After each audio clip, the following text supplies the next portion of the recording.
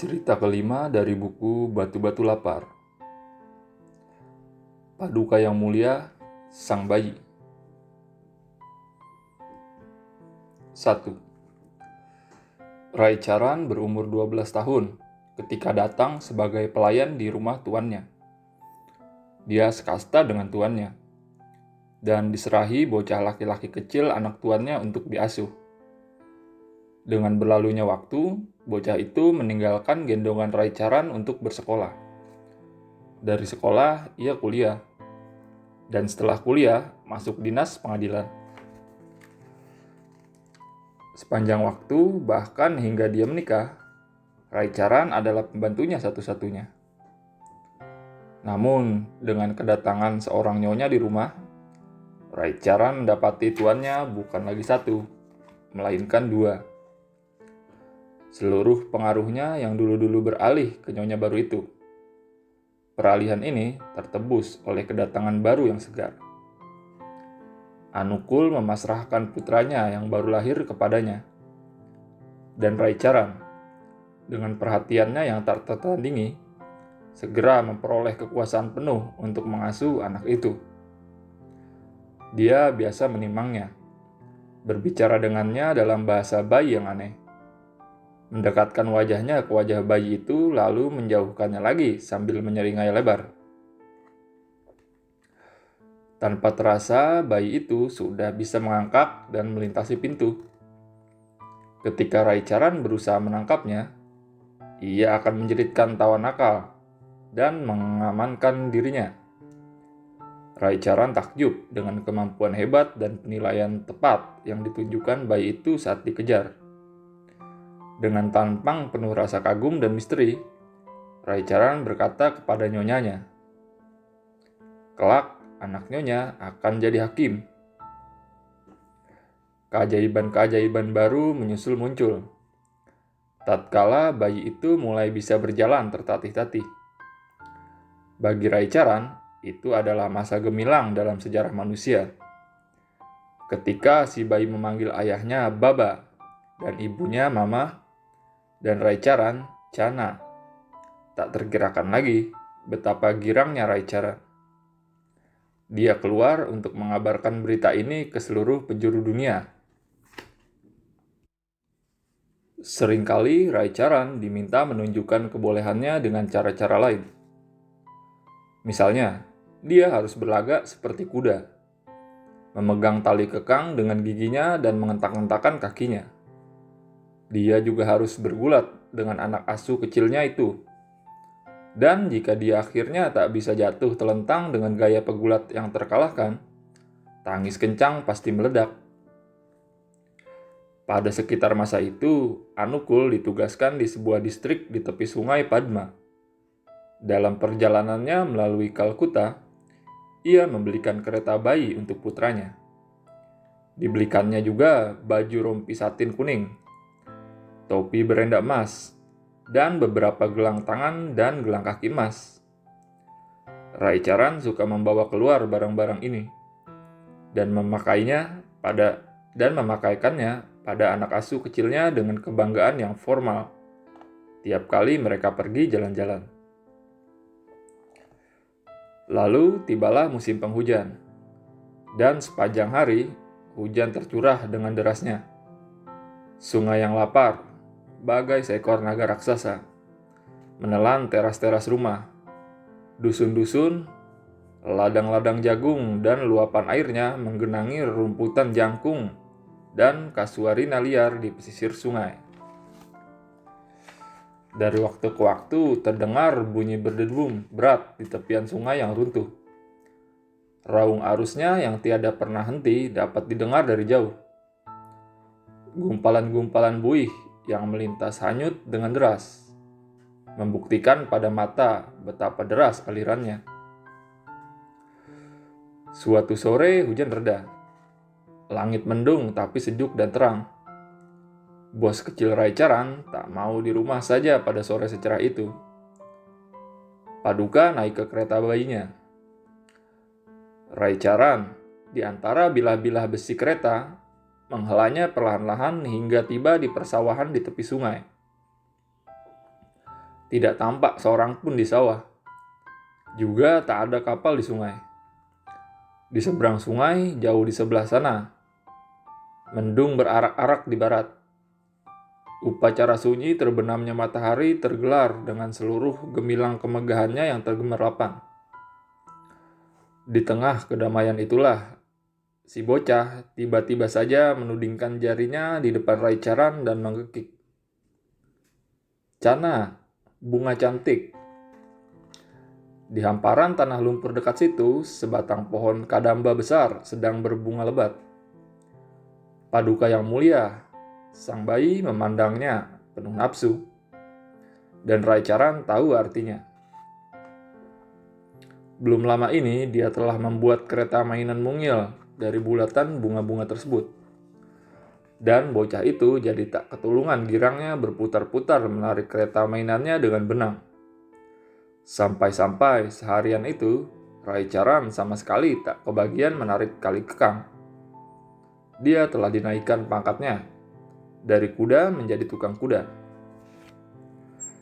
Namun sore itu Raicharan tak berminat mencebur ke lumpur yang dalamnya setinggi lutut untuk memetik bunga-bunga itu. Jadi cepat-cepat ditudingkannya jarinya ke arah yang berlawanan. Seraya berseru-seru, "Oh, lihat sayang, lihat, lihat burung itu." Dan dengan segala hiruk pikuk yang aneh, segera didorongnya kereta bayi itu menjauhi pohon.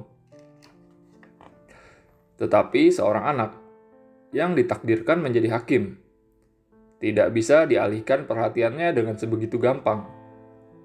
Lagi pula saat itu memang tak ada apa-apa yang dapat menarik pandangannya. Dan Anda pun tidak bisa terus-menerus mempertahankan kehadiran burung khayalan.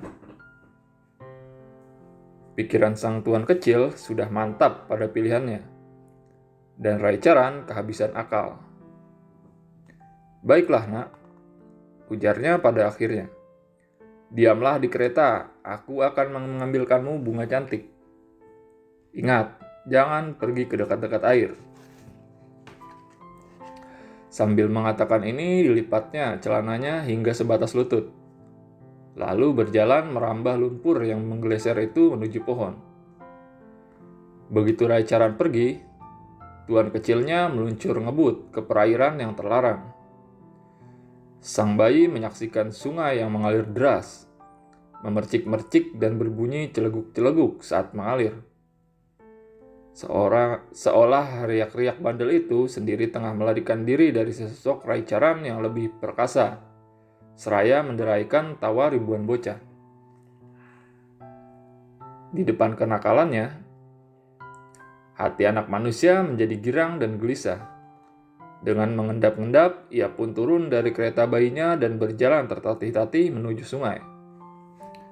Di perjalanan dipungutnya sebatang tongkat ranting kecil, lalu bersandar di tepian sungai dan berlagak seperti memancing. Peri-peri sungai yang nakal dengan suara misteriusnya seolah-olah mengundangnya untuk mengunjungi rumah bermainnya. Raicharan telah memetik segenggam bunga dari pohon dan membawanya di ujung bajunya dengan wajah tersenyum simpul. Namun sesampainya di kereta bayi, tidak ada siapapun di sana. Dilihatnya sekeliling dan tidak ada siapapun.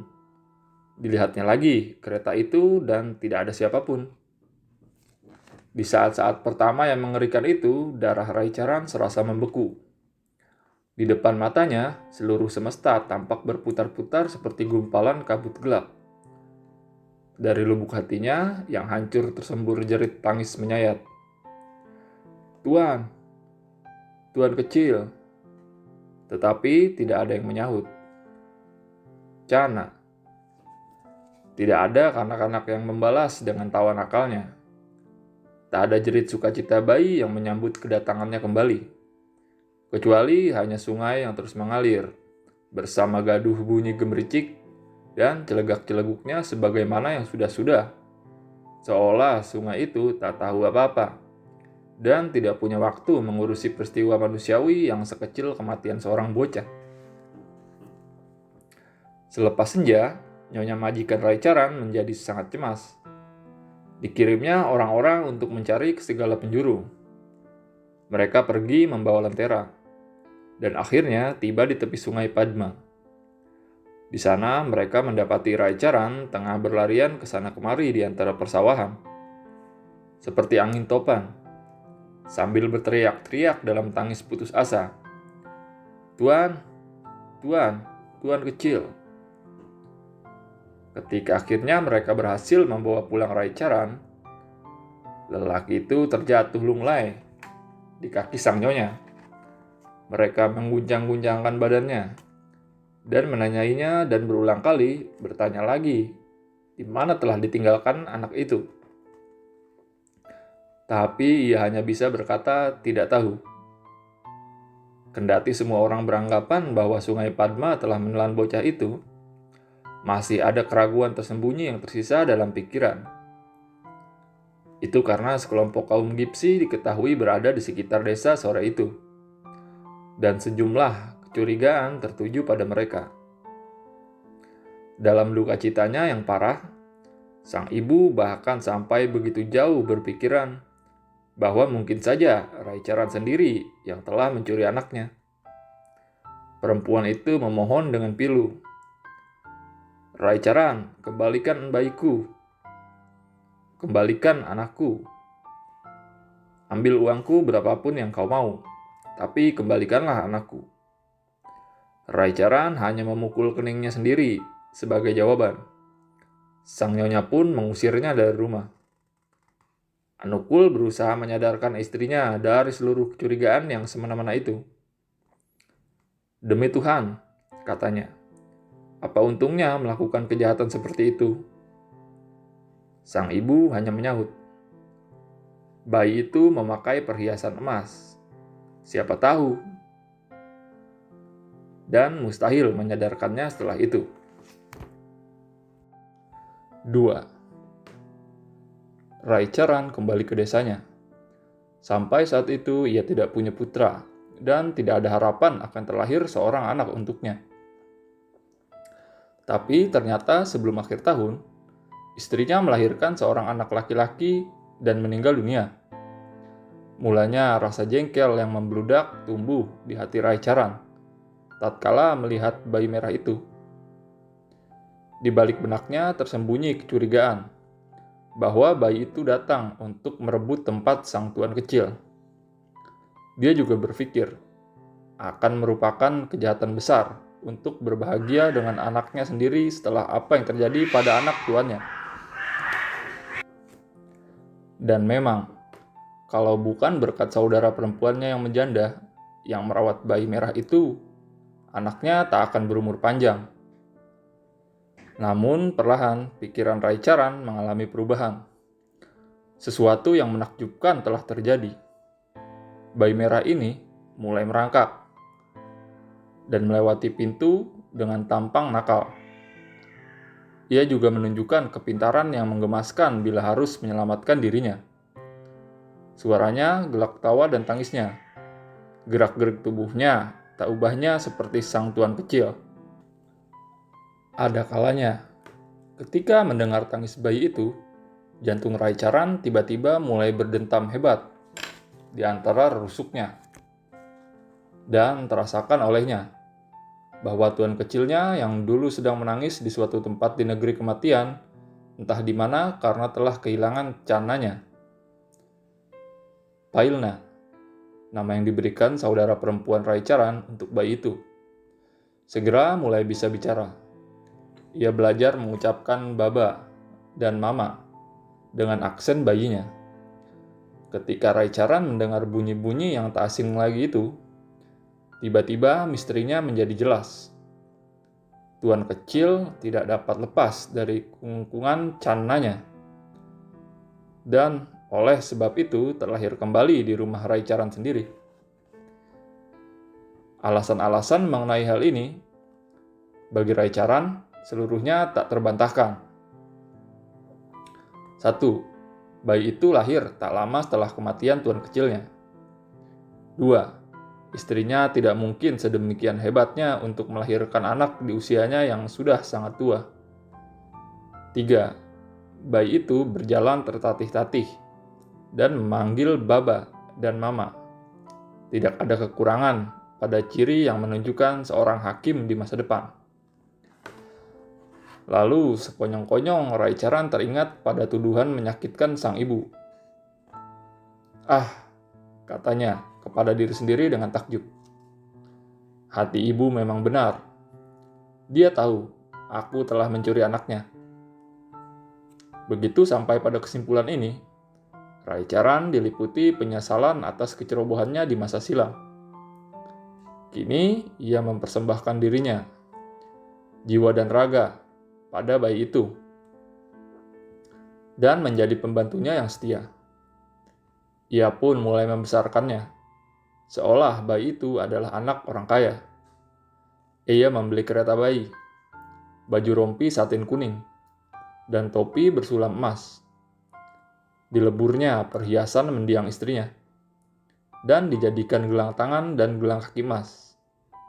Dilarangnya anaknya bermain dengan anak-anak lain di lingkungan sekitarnya, dan menjadikan dirinya sendiri sebagai satu-satunya teman anak itu, siang dan malam. Ketika menginjak usia kanak-kanak, bocah itu menjadi begitu terlalu disayang, dan manja dan mewah-mewah busananya, hingga anak-anak desa memanggilnya Paduka yang mulia, dan mengejeknya. Sementara orang-orang yang lebih tua menganggap Raicharan telah kebablasan mencintai anak itu secara tidak bertanggung jawab. Akhirnya tibalah saatnya bagi si bocah untuk bersekolah. Raicharan menjual tanahnya yang cuma secuil dan pergi ke Kalkuta. Dengan susah payah, ia diterima bekerja sebagai pelayan dan menyekolahkan Pailna. Apapun dikorbankannya agar Pailna mendapat pendidikan terbaik, pakaian terbaik, dan makanan terbaik. Sementara dia sendiri hanya hidup seadanya dengan segenggam nasi dan berujar tanpa seorang pun tahu. "Ah, Tuan kecilku tersayang, kau begitu mencintaiku hingga kembali ke rumahku. Kau tak akan pernah kusia-siakan."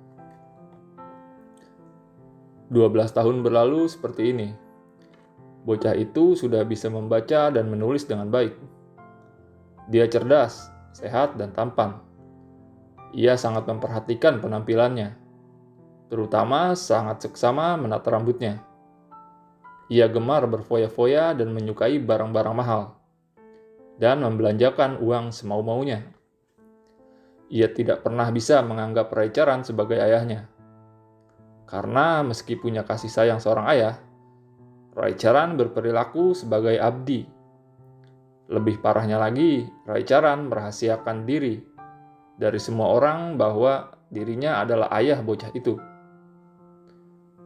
Murid-murid asrama, tempat Pailna jadi anak kos, merasa geli setengah mati terhadap perilaku Raicharan yang udik. Dan harus kuakui bahwa di belakang ayahnya, Pailna pun ikut kegelian, senang bersama mereka. Namun di lubuk hati mereka yang terdalam, seluruh murid sesungguhnya mencintai laki-laki tua yang lugu dan baik hati itu. Dan Pailna pun amat sayang kepadanya. Tapi seperti kukatakan tadi, Pailna mencintai lelaki itu dengan semacam kemurahan hati seorang atasan terhadap bawahan. Raicharan semakin tua, dan majikannya terus-menerus menyalahkannya atas kerjanya yang tidak beres. Lelaki itu telah menempuh hidup serba kekurangan demi anak lelakinya. Jadi, ia pun secara fisik makin melemah dan tak mampu bekerja dengan baik lagi. Raicharan jadi pikun, dan pikirannya tumpul serta bebal. Namun majikannya tetap menuntut pelayanan yang sempurna darinya sebagai pelayan, dan tak mau menerima alasan apapun. Uang yang dibawa Raicharan dan hasil penjualan tanahnya sudah ludes. Tapi sang anak terus saja mengeluhkan pakaiannya dan meminta uang lebih banyak lagi. 3. Raicharan telah membuat keputusan. Ia berhenti dari pekerjaannya sebagai pelayan dan meninggalkan sejumlah uang untuk Pailna. Seraya berkata, "Aku punya urusan yang harus dibereskan di desa, dan akan segera balik." Raicharan langsung pergi ke Bareset, tempat Anukul ditugaskan sebagai hakim. Istri Anukul masih tenggelam dalam duka cita yang dalam. Dia belum dikaruniai anak lagi.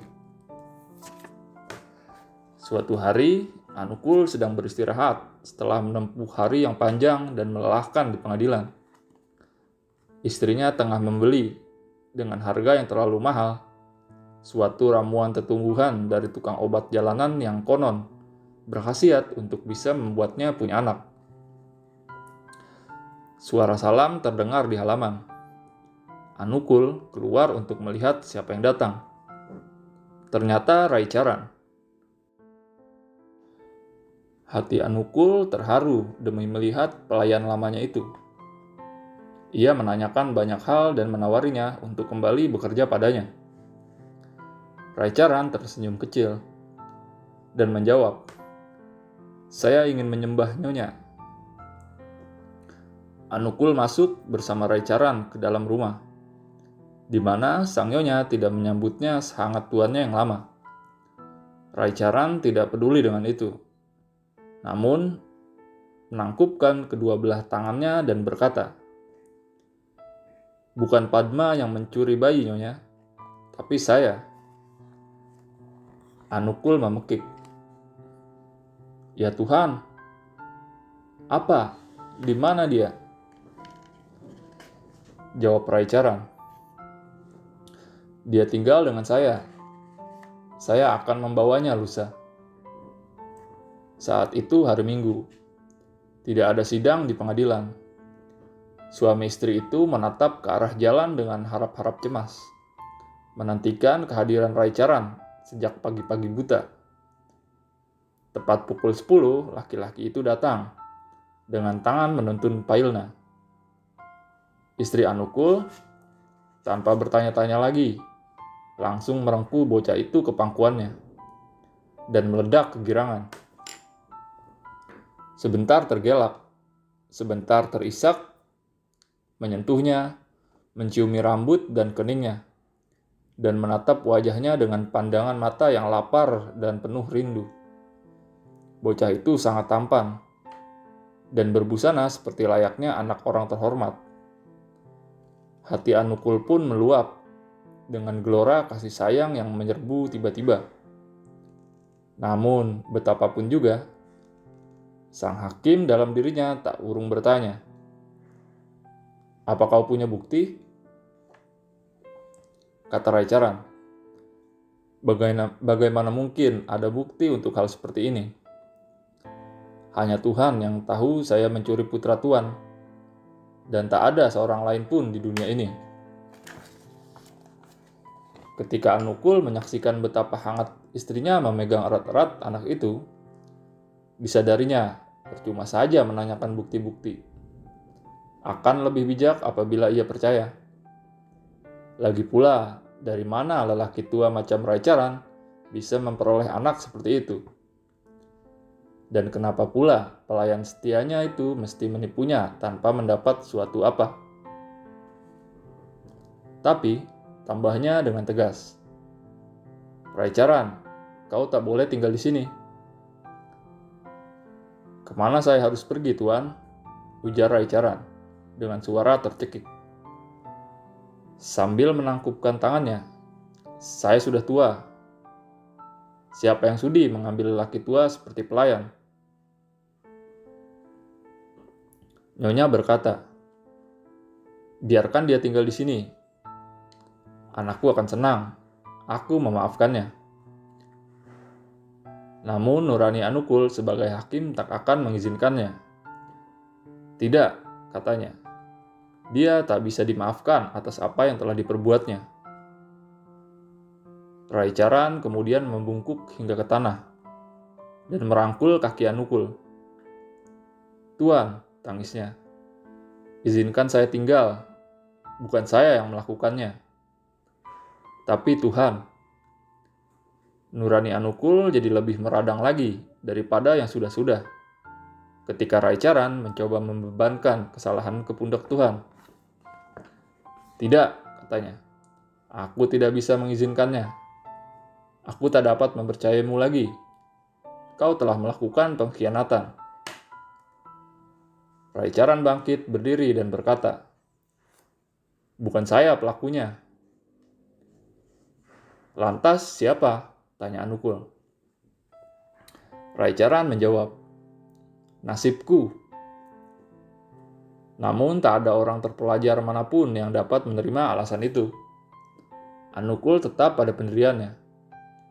Ketika Pailna tahu bahwa ia adalah putra hakim yang kaya raya dan bukan anak Raicharan, mulanya dia marah, berpikir bahwa selama ini haknya sejak lahir telah dicurangi. Tapi menyaksikan Raicharan dalam situasi sulit, dengan penuh belas ia berkata kepada ayahnya, "Ayah, maafkanlah dia. Kalaupun ayah tak mengizinkannya tinggal bersama kita, setidaknya berilah ia sedikit uang pensiun bulanan."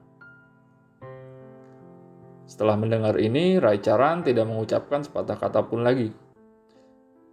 Ia memandang wajah putranya untuk yang terakhir kali, dan menyembah tuan dan nyonya majikan lamanya. Kemudian ia pergi, berbaur dengan tak terhingga umat manusia di dunia. Di penghujung bulan itu, Anukul mengiriminya sejumlah uang ke desanya. Tapi uang itu kembali. Di sana tidak ada yang bernama Raicharan. Selesai.